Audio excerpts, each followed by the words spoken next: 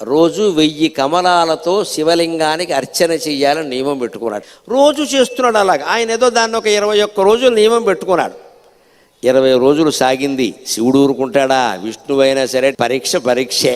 చివరి రోజు పరీక్ష పెట్టకుండా సర్టిఫికెట్ యూనివర్సిటీ వాళ్ళు కూడా ఇవ్వరు కదా, దేవుడు ఎలా ఇస్తాడండి? 21వ రోజు ఇంకా పూజ ముగుస్తుంది కదా అని విష్ణుమూర్తి సంబరంగా ఉన్నట్ట.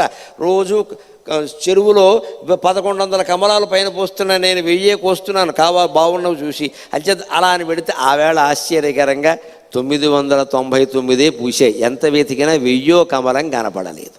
ఏమిటిది? ఒక్క కమలం తక్కువైంది.